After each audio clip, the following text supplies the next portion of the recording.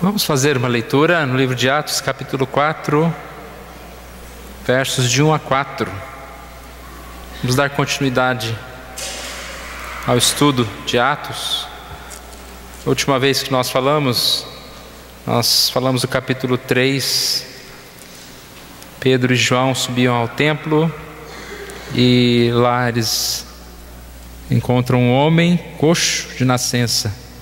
E a cura daquele coxo faz com que ele pregasse a palavra de Deus e várias pessoas se converteram. Mas também houve perseguição, e essa perseguição que nós lemos aqui no início do capítulo 4.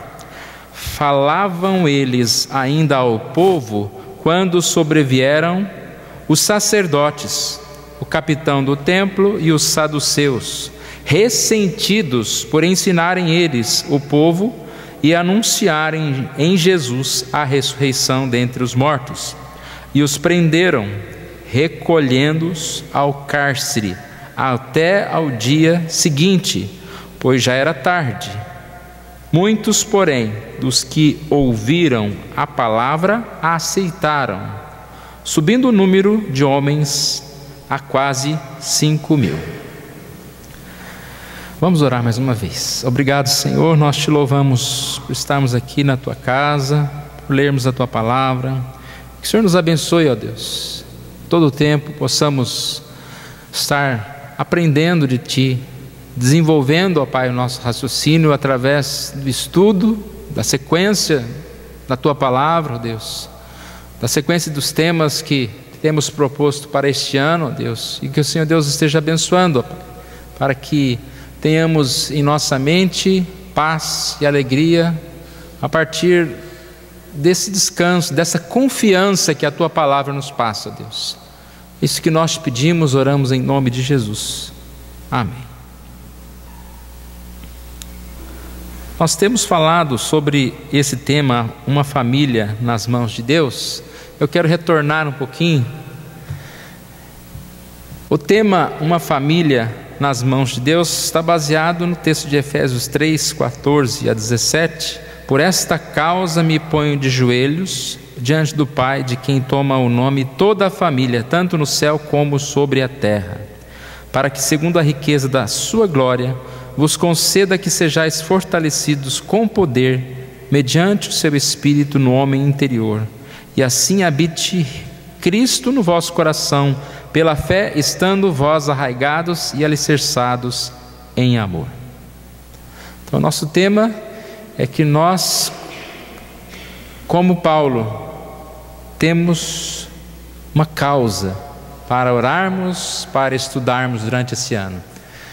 Esse texto ele é muito usado para qualquer coisa, e pode sim ser usado. Por essa causa me ponho de joelhos, né? por um emprego, ou por um momento que eu estou passando, desenvolvendo alguma profissão, ou fazendo alguma coisa.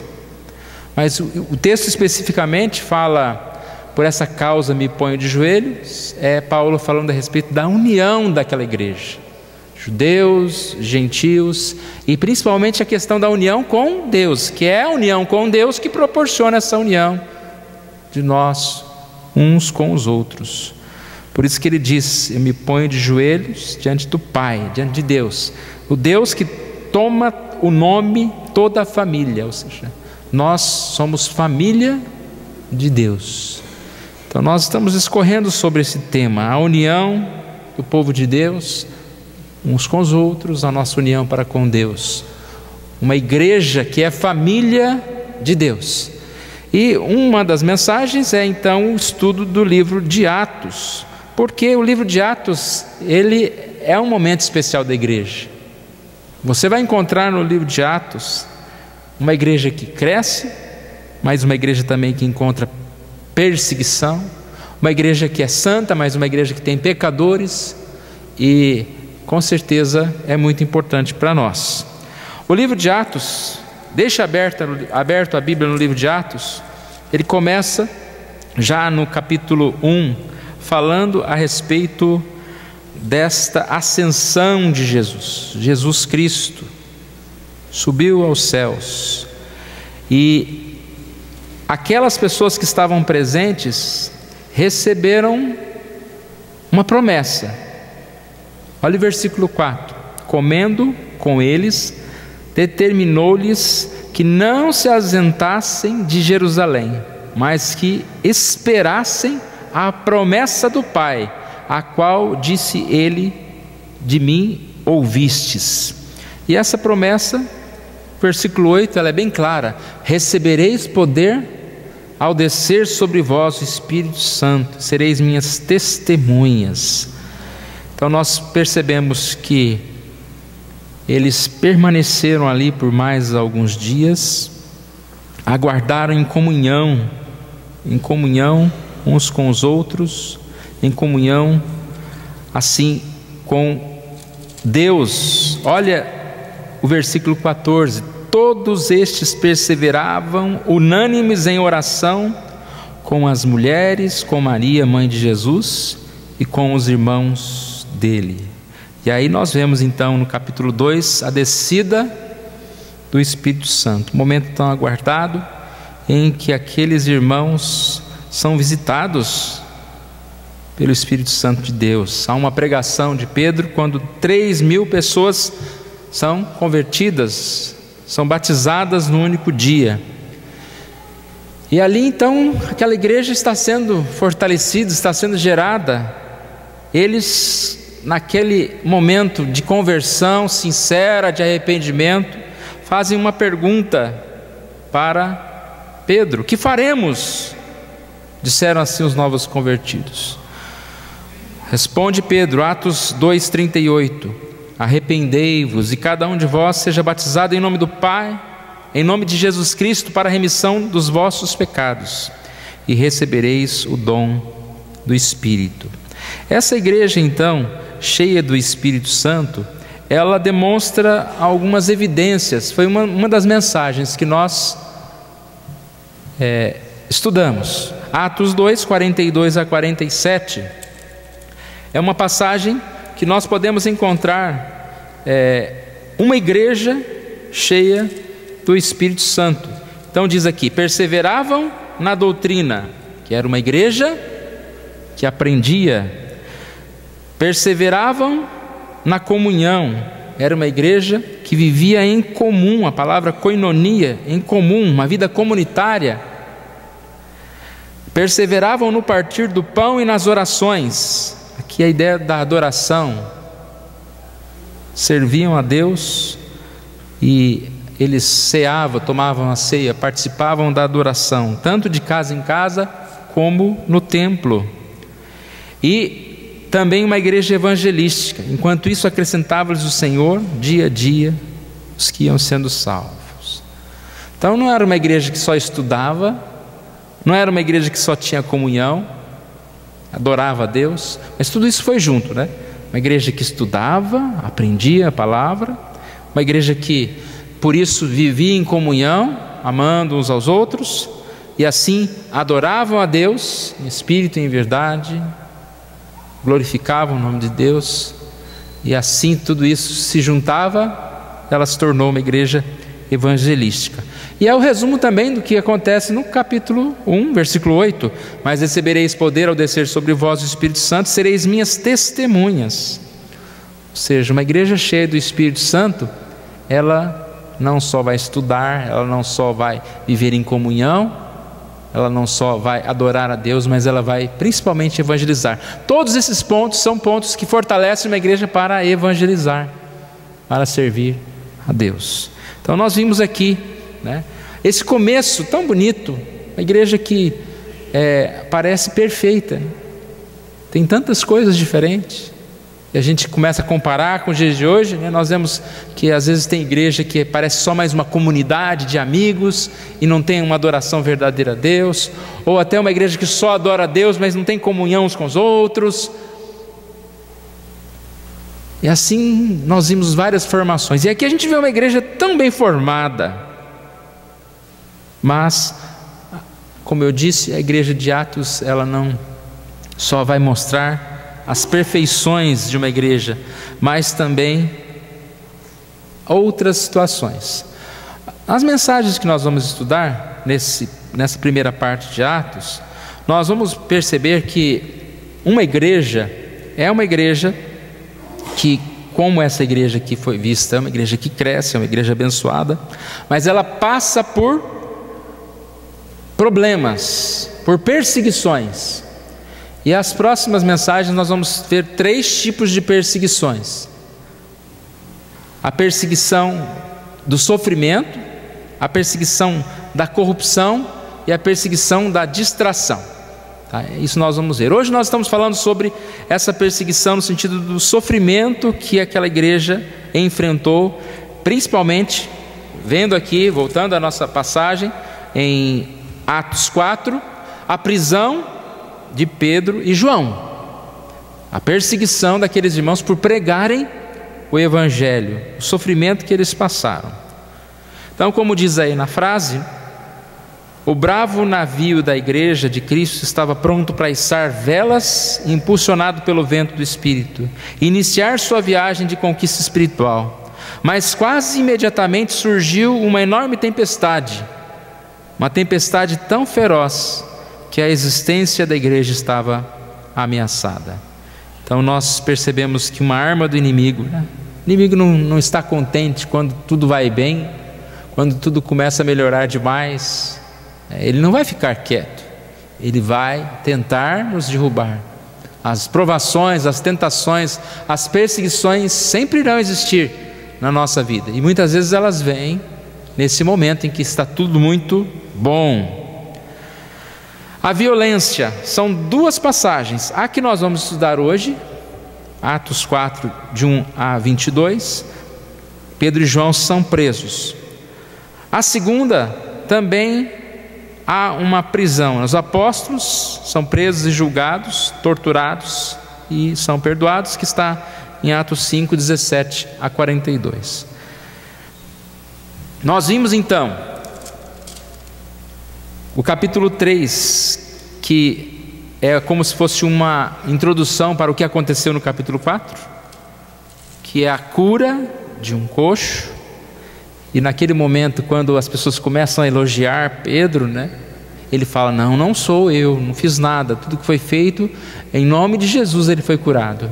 E aí ele tocou em Jesus e ele começa a pregar, né? Ele tem sempre essa facilidade de passar para a pregação.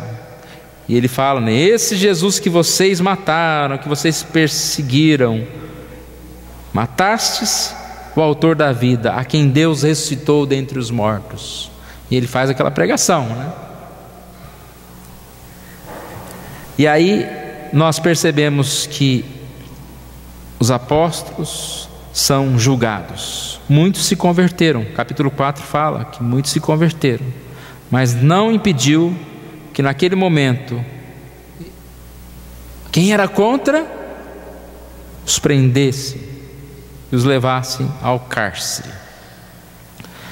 Então nós vamos ver nesse momento a defesa de Pedro, a decisão do tribunal e uma igreja que ora. São essas partes para nós estudarmos nessa noite.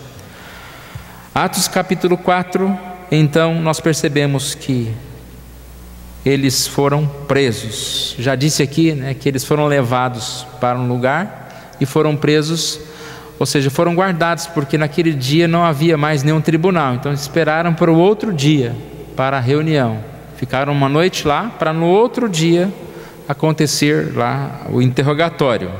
Versículo 5: no dia seguinte, reuniram-se em Jerusalém as autoridades, os anciãos e os escribas, com os sumos sacerdotes Anás, Caifás, João Alexandre e todos os que eram da linhagem do sumo sacerdote. Gostaria que vocês acompanhassem, eu vou ler quase toda a passagem até o versículo 22. Observe a questão aqui, eles são levados presos, por quê? Porque pregaram o Evangelho, porque curaram em nome de Jesus um coxo, por fazer o bem. São levados para esse lugar. Neste outro dia há uma reunião, diz que faziam um meio círculo e colocaram os dois sentados ali. Aqui é muita gente, não é uma reuniãozinha de conselho de 5, 6 pessoas, não. Por volta de 60, 70 pessoas ali para questionar aqueles homens. Era uma forma de impor força. Hoje em dia, quando você é questionado por uma pessoa, às vezes você fraqueja na sua decisão, né? Você fala, não é assim não, né? Nós mudamos fácil para não confrontar alguém. Você imagina se você sentado num lugar com cerca de 60 pessoas ali, todas apontando o dedo para você. E aí na cabeça deles pode ter vindo o que aconteceu com Jesus. Jesus foi da mesma forma levado a um lugar ali, ser questionado, e depois foi morto na cruz. Já pensou? Pedro e João sentadinhos lá. Eu já vi essa história. Pode acontecer conosco de novo. Pondo-os perante eles, os arguíram. Fizeram uma pergunta rápida e direta: com que poder ou em nome de quem fizestes isto? E aí nós sabemos que, como a promessa foi feita, que no momento em que eles fossem questionados, julgados, o Espírito Santo falaria. É o que aconteceu. Pedro, cheio do Espírito Santo, lhes disse: autoridades, povo e anciãos, visto que hoje somos interrogados a propósito do benefício feito a um homem enfermo e do modo por que foi curado, tomai conhecimento vós todos e todo o povo de Israel, de que em nome de Jesus Cristo Nazareno, a quem vós crucificastes e a quem Deus ressuscitou dentre os mortos, sim, em seu nome é que este está curado perante vós. Eles não se intimidaram em nada. Pedro, cheio do Espírito Santo, falou um monte de verdade. Primeiro, o fator principal aqui é que eles eram contra a ressurreição. E aquele povo falando de ressurreição estava falando contra aqueles doutores, os entendidos, os religiosos da época. E aqui ele não só fala da ressurreição de Jesus, mas ele novamente, é a terceira vez que ele fala: a quem vós crucificastes, a quem vós crucificastes, e Deus ressuscitou dentre os mortos. Nós percebemos que grande foi a intrepidez. E mais uma vez, de uma pergunta simples, com que poder ou em nome de quem fizestes isso, Pedro faz um sermão completo. Não perdia a oportunidade. Ele poderia ter falado: não, foi em nome de Jesus. Mas ele faz um sermão completo. Ele continua dizendo: este Jesus, versículo 11, é pedra rejeitada por vós, os construtores, a qual se tornou a pedra angular. E não há salvação em nenhum outro, porque debaixo do céu não existe nenhum outro nome dado entre os homens, pelo qual importa que sejamos salvos.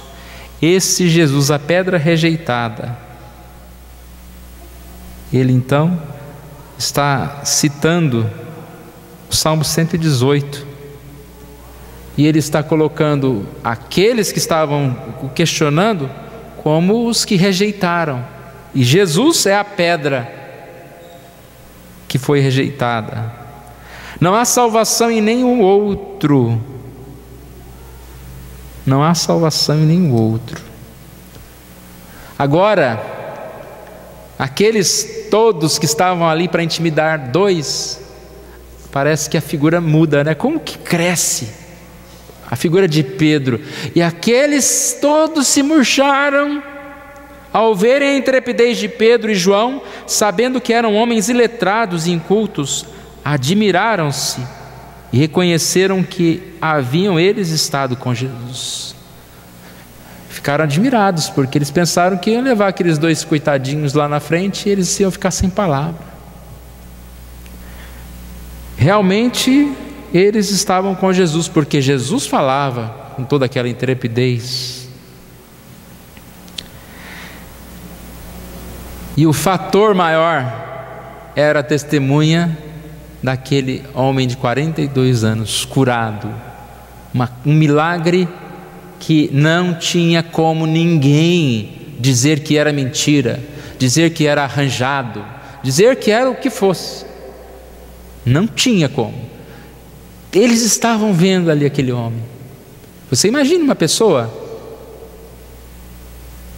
que desde nascença não anda, todo enrugado, curvado, de repente está ali saltando.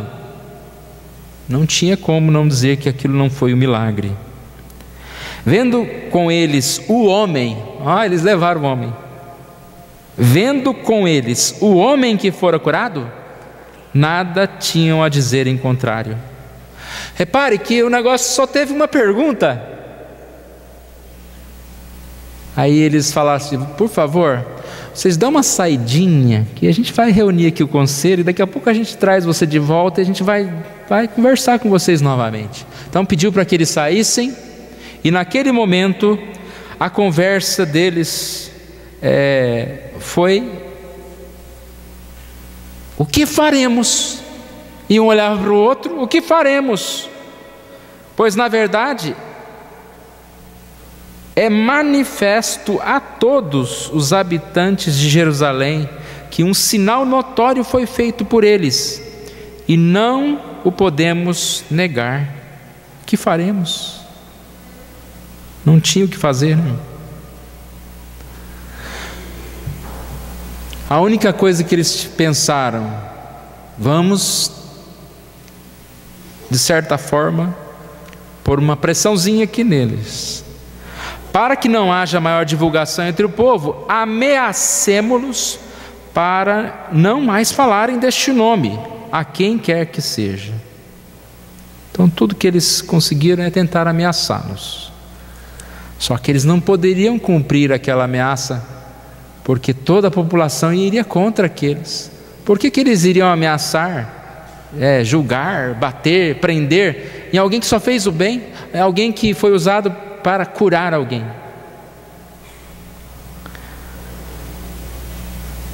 Versículos 18 a 20: chamando-os, ordenaram-lhes que absolutamente não falassem e nem ensinassem em nome de Jesus. Mas Pedro e João lhes responderam: julgai se isso é justo diante de Deus, ouvir-vos antes a vós outros do que a Deus, pois nós não podemos deixar de falar das coisas que vimos e ouvimos. Antes importa obedecer a Deus. Nós não podemos deixar de falar das coisas que ouvimos e vimos. Aqui eles não falaram mais nada. Eles ameaçaram novamente, versículo 21, ameaçando-os mais ainda, os soltaram, não tendo achado como os castigar, por causa do povo, porque todos glorificavam a Deus pelo que aconteceram. Nós vimos aqui no começo do capítulo 4, muitos ouviram e aceitaram, subindo o número de homens a quase 5.000 homens. Imagina isso, 3.000 convertidos, agora sobe para 5.000 homens, sem contar as mulheres e as crianças. E de repente eles vão fazer o que com Pedro? Repare, irmãos, que aqui nós estamos falando de pressão, de sofrimento, e às vezes essa pressão parece muito grande, maior do que qualquer outra coisa. E eu disse que naquele momento que eles estavam ali, logo no começo, deve ter passado pela cabeça de Pedro, né? Nossa, agora nós estamos perdidos, vamos ser crucificados, mortos. Mas o Espírito Santo veio sobre ele e deu força, poder, ânimo para continuar, para pregar, para falar e para claramente dizer: não, nós pregamos, não podemos deixar de falar aquilo que estamos aprendendo. A igreja ora.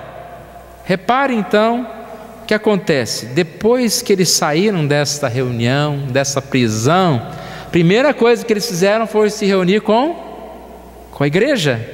Versículo 23: uma vez soltos, procuraram os irmãos e lhes contaram quantas coisas lhes haviam dito os principais sacerdotes e os anciãos.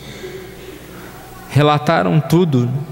Alguém questionou como que eles relataram tudo, se em certo momento eles foram colocados de fora, né? Mas também eles não falaram muita coisa quando eles saíram. E provavelmente alguém pode ter contado para eles o que aconteceu ali. Tem gente que diz que Paulo poderia estar lá na reunião. Ouvindo isso, unânimes levantaram a voz a Deus. Oraram, irmãos. Eles oraram. Que oração foi essa?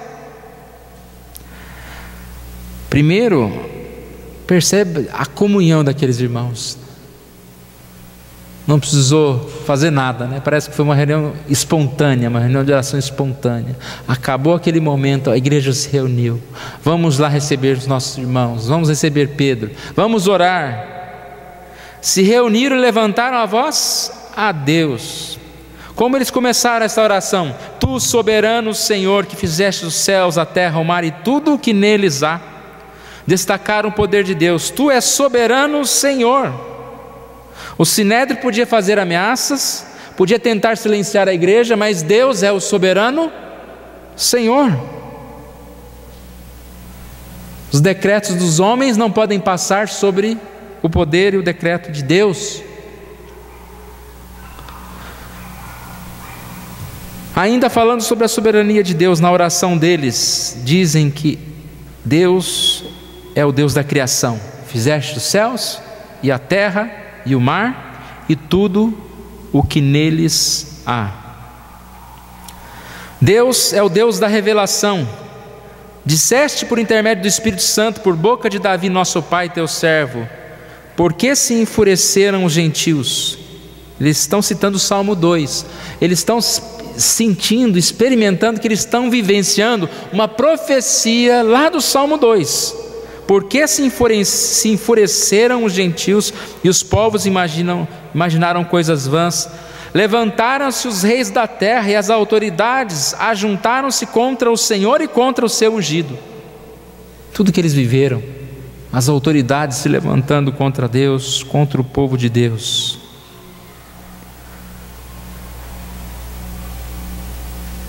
Esta oração fala sobre o Deus da história.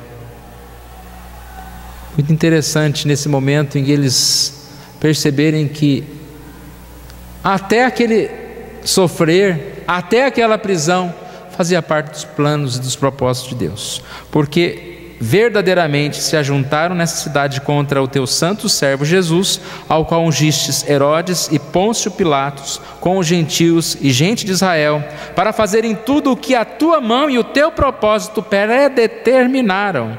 O que ele está dizendo aqui? Toda a história que fez Herodes, Pôncio Pilatos, tudo que aconteceu com Jesus e tudo que acontecia com eles, isso tudo é a mão de Deus e o propósito de Deus pré-determinado na vida deles. Agora sim nós vemos 3 pedidos na oração, 29 a 31. Agora, Senhor, olha para as suas ameaças. Primeiro pedido. E é interessante isso aqui. Quem que estava ameaçando quem? O Sinédrio, aqueles governantes estavam ameaçando Pedro e João. Mas ao mesmo tempo, ele coloca tuas ameaças, dá a ideia da própria ameaça que o próprio Deus permitiu que acontecesse. E o que é isso? Olha para as tuas ameaças. Essa é a ideia de que Deus estivesse cuidando deles naquele momento. Olha o que ele diz: olha para suas ameaças e concede aos teus servos que anunciem com toda a intrepidez a tua palavra. Que as ameaças não fossem fortes o suficiente para que eles parassem de pregar, parassem de anunciar a palavra de Deus, mas que eles continuassem firmes no propósito de Deus, pregando a palavra, para que eles suportassem toda a pressão. E aí no final eles pedem milagres, curas, sinais. Mão para fazer curas, sinais e prodígios por intermédio do nome de Jesus. Estendes a mão para fazer curas e sinais e prodígios por intermédio do nome de teu santo servo Jesus. Uma quarta-feira nós estudamos aqui milagres em Atos, e exatamente falamos sobre esse momento tão importante da igreja, que os milagres eram parte de um momento de oportunidade para a pregação da palavra. E sabemos que foi um momento específico, um momento especial. E mesmo nesse momento, o mais importante não eram os milagres, era a pregação. 4:4, muitos, porém, os que ouviram a palavra, aceitaram, subindo o número de homens a quase 5.000. Se eles só tivessem visto o coxo sendo curado, eles iam se converter pela cura, simplesmente. Mas eles vendo aquela cura, o poder de Deus, que era quem curava, era em nome de Jesus, em nome do Salvador. E aí vem a pregação, aquele que salva. E Pedro sempre deixou claro que a cura era um exemplo do que Deus faz na vida, a transformação que é operada na vida. Assim como uma cura física que pega um coxo doente e o faz ser saudável, é a cura espiritual que pega uma pessoa até morta espiritualmente, e faz aquela pessoa um santo de Deus. Então nós vemos aqui eles pedindo por isso, pedindo pela cura. A resposta da oração, parece que tudo aconteceu ali naquele momento.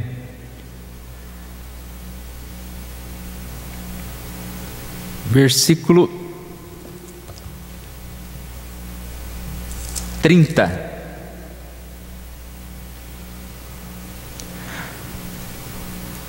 Estendes a mão para fazeres as curas.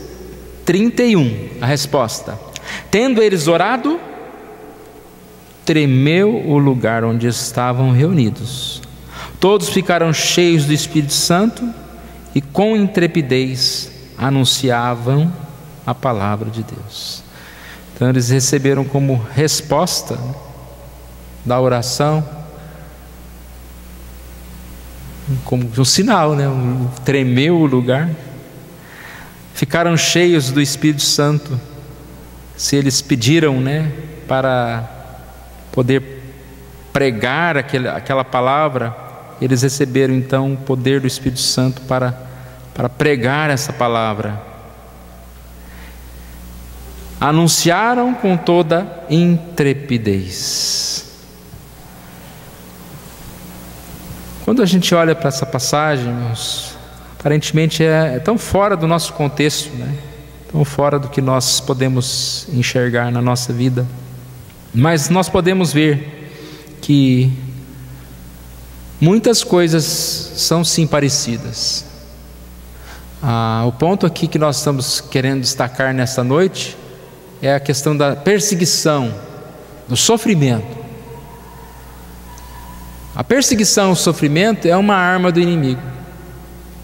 Da mesma forma que o inimigo queria calar aqueles apóstolos, queria que eles parassem, desistissem. Jesus foi embora, agora vocês param de falar nele, vamos parar com isso.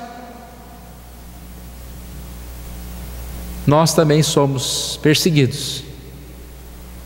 O inimigo quer que nós sejamos parando de servir a Deus, parando de cumprir a obra de Deus.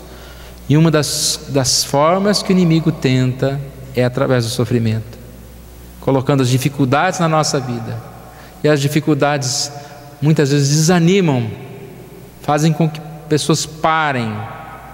São os empecilhos, E às vezes não precisa nem ser tanto sofrimento, Às vezes uma coisinha pequena já faz com que a gente vai ser muito difícil, vou sofrer demais, Tem que acordar cedo, está frio, é sofrimento. Você acordar de madrugada, você passar frio, é sofrimento. Eu não sei o que, mas muitas vezes a estratégia do inimigo vem como sofrimento. O que eles fizeram, devemos fazer, resistir. confiaram em Deus, confrontaram os inimigos e foram vitoriosos. O inimigo foi assim derrotado. Que Deus nos ajude, irmãos. Nós tenhamos esta vontade de estudar mais a palavra de Deus, estudar essas histórias. É uma forma diferente da gente meditar, mas é importante a gente estar atento, né? Conhecer os detalhes das histórias da palavra de Deus, e que esta palavra nos fortaleça, possamos lembrar que da mesma forma que o Espírito Santo agiu na vida daqueles homens do passado, Ele pode agir na nossa vida, nos dando palavras certas, respostas certas, para que possamos confrontar os nossos inimigos, sejam eles quem forem, para servirmos mais e mais a Deus. Deus querido, nós te louvamos por esta noite, somos agradecidos a Ti, pela Tua palavra, pelo Teu amor, pelo Teu cuidado. Obrigado, ó Deus, porque podemos a cada dia aprender mais de Ti, ó Deus. E quando olhamos para a igreja, Deus, do passado, vemos, ó Deus, um povo que se dedicou à Tua obra, Deus. Sabemos que não eram perfeitos, mas podemos aprender com eles, ó Deus. E assim, ó Deus, que o Senhor Deus venha agir nas nossas vidas, ó Deus, colocando em nós esse desejo de seguir firmes, apesar das dificuldades, dos sofrimentos que enfrentamos, ó Deus. Como nós já falamos, ó Pai, os nossos sofrimentos, os empecilhos na nossa vida são muito menores do que tantos servos do passado enfrentaram, Pai. Mas que o Senhor Deus esteja nos ajudando, Pai, a vencê-los. E mesmo que quando vencermos os pequenos empecilhos, os problemas, outros maiores vierem, como aconteceu aqui, ó Deus, com os nossos irmãos em Atos, nós também possamos resistir firmes a cada dia, ó Deus. É isso que nós te pedimos, oramos em nome de Jesus. Amém.